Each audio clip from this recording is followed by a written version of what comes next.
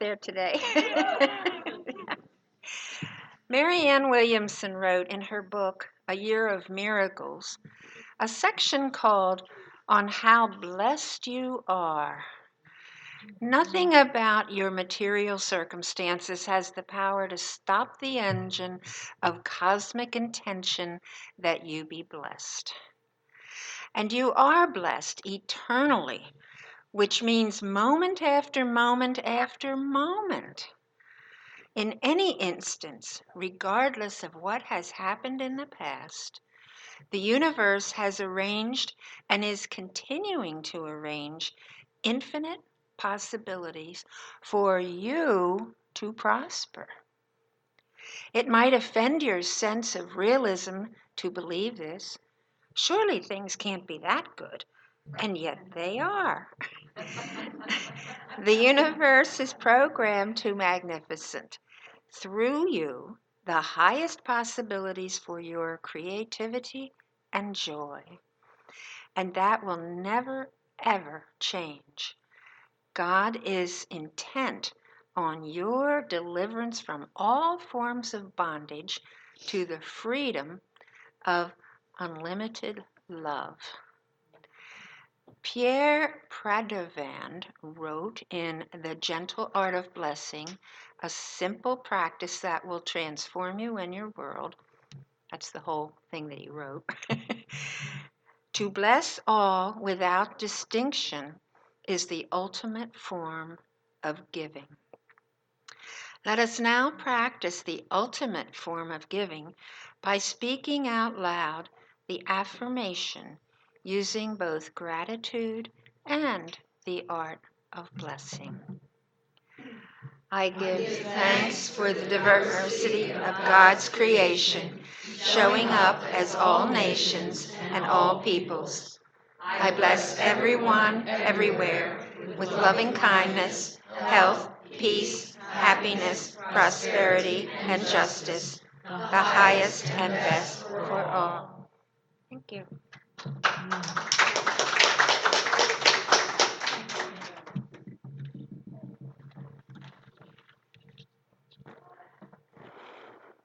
The universe is conspiring for our good, for your good, for my good, for everyone's good. The universe is set up that way. It's set up, it's astonishingly set up to offer us infinite possibilities to prosper in the form of ideas and opportunities. This presence is ever blessing us, eternally blessing us. And there's really nothing truly to stop that flow of blessing, except our own refusal to accept it. So this entire month is really about how to be that presence, that avenue through which blessings flow. Because, there's this law of circulation, law of giving and receiving is another name for it. And we activate that law by giving, blessing being another way of describing giving, a giving nature with our thoughts, our words, and our actions. And it's something that we can practice daily, moment by moment, in our own thought world, in our own words, but in our own thought world, which is really amazing. And so this man called Pierre Pradevand is, to me, the most beautiful, gentle, exquisite man. If you get a chance, Google him on YouTube and listen to some of his beautiful presentations. He lives blessing. He lives this idea of blessing, and he has for 30 years. And he not only has written a book, but he conducts workshops in various parts of the world, mostly in Switzerland. And he is so full of light and wisdom because that's his intention. One of the things that he mentions is that he starts every day with the deep and abiding intention to be the light of the divine. to shine that light of the divine. And not only that, to shine it so brightly that everyone that he encounters experiences that light. And believe me, just check in and you will see that that's happening. There's a seat right up here for you, Isaac. There's one up here too, so just come on forward. We are opening our arms and embracing you with love. You get a front row seat. I mean, how, you know, just for you. Oh, that's right. So blessing this man, this beautiful man, Pierre, that discovered this on his own. At one point said that his idea of God was too small. And he knew that. And so he decided, rather than just to stick with the teaching that he grew up with, he would start exploring other religions. And so there was an imam, one who practices Islam, down the street from him. So he went to him and he said to him, you know, what is your description of God? And the imam said, come on forward. Come on, up here. Or here. Come on, Elijah. Right here. There you go. Oh. Oh, so anyway, here's the story. He consulted his local imam who lived down the street, and he said, "Please describe God to me." And so the imam thought for a moment, and he said, "So just imagine that you took all of the trees and branches all over the world and turned them into pens. And then just imagine that you took all of the oceans and all of the waters on the planet and then multiplied it by 7 and turned that into ink. You could still not record all of the qualities, attributes, and names of God." Just a way to really expand consciousness. This presence that we say is omnipresence, omnipotence, omniscience, present everywhere in its fullness, the great all in all.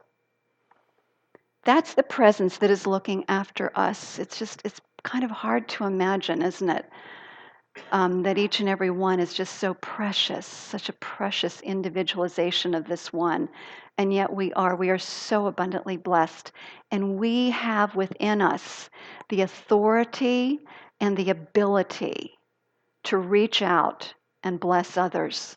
Every one of us.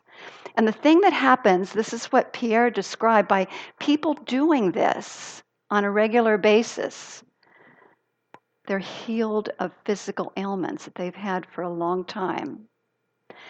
They begin to watch people around them transforming. All manner of things taking place simply by practicing blessing others. And you know, in all the different world religions and spiritual traditions, there are many, many ways of blessing. Peggy offered one this morning through the loving kindness meditation. That's what the Buddhists do. May you be filled with loving kindness. May you be well. May you be peaceful and at ease. And may you be happy. May all beings be filled with loving kindness, etc. In our own tradition, we bless others through our affirmative prayer, the type of prayer that we offer. We call it spiritual mind treatment, but it's a series of statements that remind us of the truth and drop us into our hearts so that we can more fully embrace the oneness of all creation, the beauty and the grace and the magnificence of all creation. God is all there is. I am one with this one. I am of this one. The nature of the divine is my nature. Right here where I am is the totality and fullness of the divine. Let's breathe that in.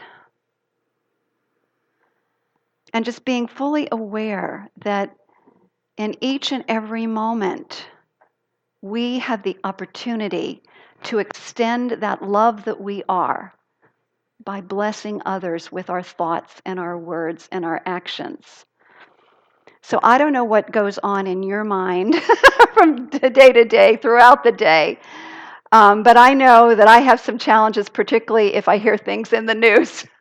I really have to watch my thinking, where my thinking is going. And, and, it's a great opportunity the moment that we notice ourselves feeling agitated or upset is to know that that's an opportunity to start blessing. Because, well, we'll get into it a little bit later, but blessing has an amazing thing that takes place. So we talked about all the different ways of blessing. There are actually more. I want to make sure that I'm not getting too off track here. I do want to talk about a little bit more about blessing itself, a definition of it. Pierre Prodervand, in his book, The Gentle Art of Blessing, says to bless is to acknowledge the omnipresent universal beauty hidden from material eyes and to activate the law of attraction, which from the furthest reaches of the universe will bring into your life exactly what you need to experience and enjoy. In other words, what blessing does is it activates our awareness of what lies beyond and is inclusive of this material world. Remember, we are multidimensional beings, and there is a field of perfection, complete wholeness and perfection of spirit that often lies beyond our human eyes and our minds, what we make up, what we project onto the world. And so when we bless, it aligns us with that spiritual perfection, with being able to see that truth, that beauty, that universal omnipresent beauty that's beyond the material world and inclusive of it. Blessing is an expression of universal love. It's a way of extending love.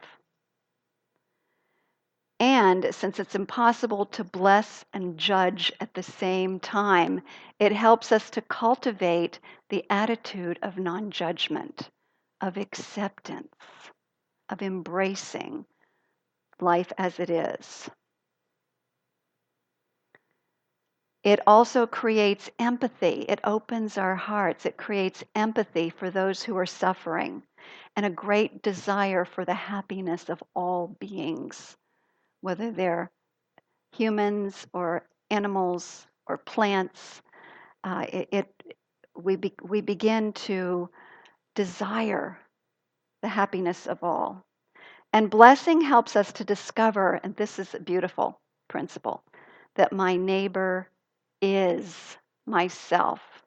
And you know, the Aramaic translation, if you go back to the Aramaic translation, which was the language of Jesus, that idea that love your neighbor as yourself, when you translate it in Aramaic, becomes love your neighbor who is yourself. Love your neighbor who is yourself. That's the ultimate of oneness consciousness. That's what that is to realize there's no other out there, that there is one presence, individualized. We are one.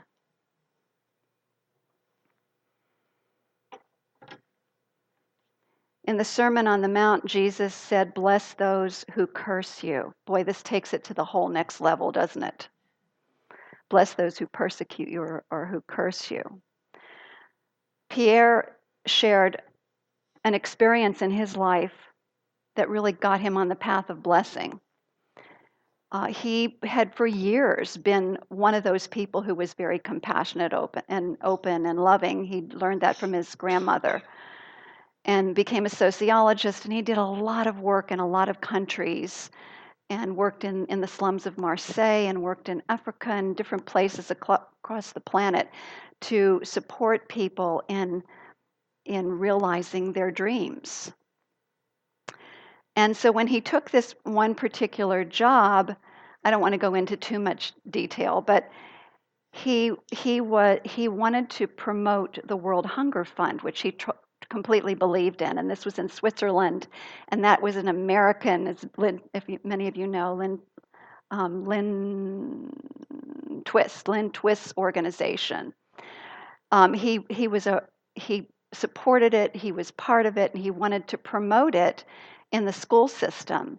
And his superiors would have nothing of it because it was not Swiss. It was from another country, and tried to undermine his doing that. And as a result, he felt that he was pressured to leave his job. And he held a huge resentment for that very reason. In fact, he said his resentment became an obsession. All he could think of was how angry he was at this man that had taken his job, or forced him to leave his job that he loved so much. So after he began to see how this was eating away at him and really making him miserable and unhealthy and everything else, he picked up the Bible and happened upon that phrase from the Sermon on the Mount, "Bless those that curse you." And he said, okay, this is what I am to do. And he took it very seriously, and he began to bless everyone and everything that he could possibly think about, all on his way to his new job and on the way back, and so on and so forth.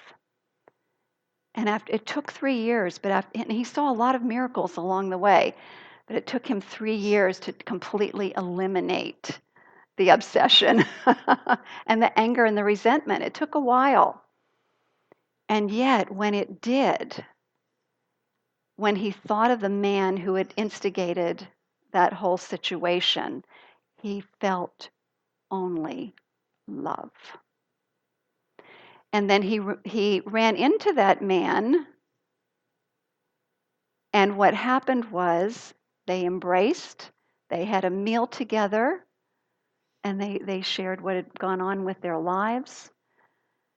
Complete transformation. And what he said really was the big shifting point for him, is when he realized that this man, on some level, maybe before they even came into this life, had agreed to play this part so that he would get on with what he was really meant to do, with his purpose, which was to spread the truth of the power, the transforming power of blessing. The transforming power of blessing. So we aren't the only ones who have heard about this. He's the whole entire Centers for Spiritual Living is discussing his work this entire month. And in addition to that, he has many, many, many people who have been to his workshops, read his book. He's touched millions of lives already with his teaching. And all because of something that looked like it wasn't so good that was going on in his life. So this is what I'm inviting all of you to do, is to think about in your life what seems unwanted. What unwanted thing is going on in your life? And to realize that that unwanted thing is for you. Is for you healing a belief that doesn't serve you, and for you getting on with a higher purpose than what you've been involved in so far. Take a moment and contemplate that. Because what we're talking about here is deep transformation. Deep, deep transformation. And here's the thing, every blessing, the smallest blessing, has a huge impact. I want to go back to the work of Dr. Masaru Emoto. How many of you have heard his work before? The Messages in Water. Yeah. Oh, this was actually, the first time I heard about him was a movie, What the Bleep, that came out quite a long time ago. And it had a huge impact on me, and I did more research into him. And what he did was he believed that words would have an impact on the structure of water crystals. And what he would do is he would tape different words on the outside of a jar that had some water and freeze it, and then look at the structure of the water crystals. And what he found is that life-giving words, words that uplift, you could think of the qualities of the divine, love, peace, joy, gratitude, etc., would produce the most beautiful crystals, particularly gratitude or thank you and love. Those were the most gorgeous crystals of them all. He also experimented with life draining words and put those on the outside. Things like, I hate you, or blah, blah, blah, whatever it might be. And the crystals were all distorted. They were all distorted. And this particular experiment has been reproduced by other experimenters as well. What does that say? Think about it. How much of your body is made of water?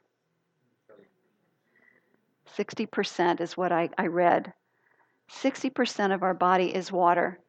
Every thought, every word that we think affects the structure of the water crystals in our body. And not only that, I believe it's far beyond that. I think it affects the entire, and I know it affects the entire material world. Our thoughts either create beauty or they create destruction. And so it's really important to be mindful of that every single thought of blessing is having a huge impact on the material world as well as consciousness. So blessings then are thoughts of love that create beautiful structures in nature. Dr. Hugh Len of Ho'oponopono, again, one of my favorites, and I took a workshop with him when he was in Philadelphia some years ago. And what he emphasized, he says, yes, those 4 things, I'm sorry, please forgive me, I love you, thank you. He says, that's great. He said, but if you remember nothing else, remember the I love you. He said, that is really the key of the whole entire thing. It's love. So for those of you who may not have heard his story, he used this practice to bless and heal an entire ward in a Hawaiian hospital or facility for the criminally insane, people who were criminally insane. And so without ever seeing them, what he did was he would open up their charts, he would look at whatever was going on with them, he would think of what it was within him that may have created that. I mean, this is talking about taking 100% responsibility for everything that shows up in your life. This is advanced total responsibility. And so he would do this forgiveness process. And over time, and I think it was like within 2 years, everybody was healed. And this was a place where people didn't even want to work because it was so dangerous to be. These people transformed. Because remember, blessings transform consciousness and therefore transform the material world. It's a powerful work and a powerful story, and it's a reminder of how important our thoughts are. And it doesn't mean that we feel guilty when we've been on a whole tirade. What it means is we just simply turn it around and begin to think differently, begin to offer blessings of love.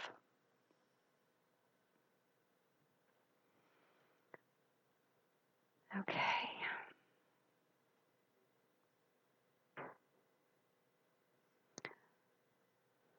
I'd like to offer another story too. This was a story that Pierre told of one of his colleagues, Mark.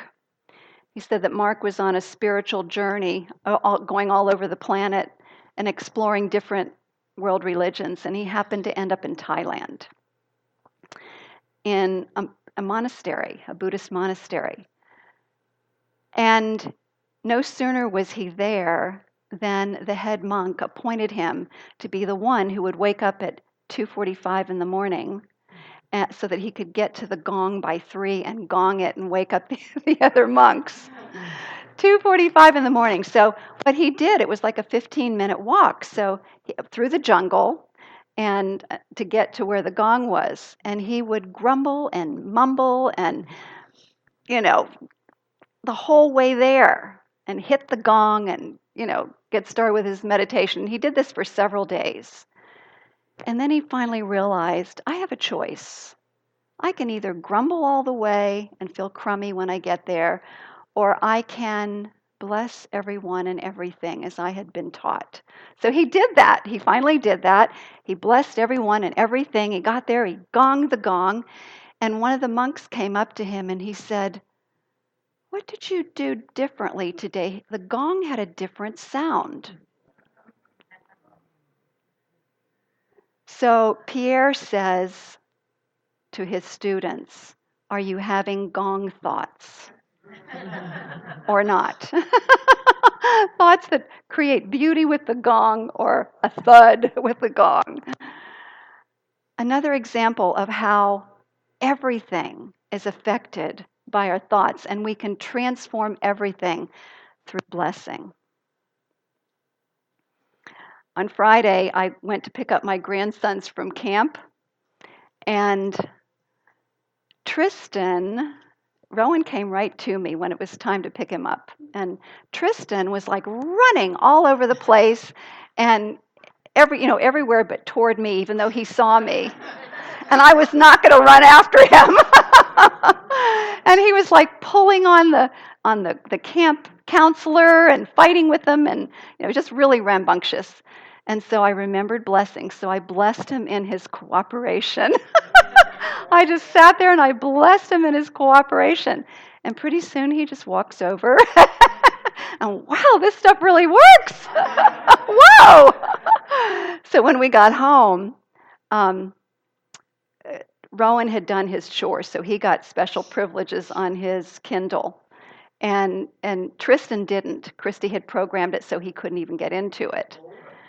And so anyway, again, Tristan, he's very my hot-tempered little grandson, was starting to get very unruly. And so I blessed him in his peace and harmony and cooperation. And I said, why don't we get a book? Let's get a book. Let's read. He calmed down. He got a book. We sat down. We actually read several books. Transformation. We have so much more ability to bring peace and calm and cooperation on the planet than we even realize. This is not just me. It's not just Pierre. It's not just the Mark who was able to do that. We all are the glory of God individualized, every single one of us. And so I invite you to take this moment, turn within, and think of someone that you would like to bless. Anyone. And then just repeat after me, as if you're speaking to that person. I bless you in your happiness. I bless you in your happiness. I bless you in peace and harmony. I bless you in peace and harmony. I bless you in love and right relationships. I bless you in love and right relationships. I bless you in your integrity. I bless you in your integrity. I bless you in your spiritual truth. I bless you in your spiritual truth. I bless you in vibrant, radiant health. I bless you in vibrant, radiant health. I love you. I love you. I accept you. I accept you. I know who you are in truth. I know who you are in truth. And so it is. And so it is.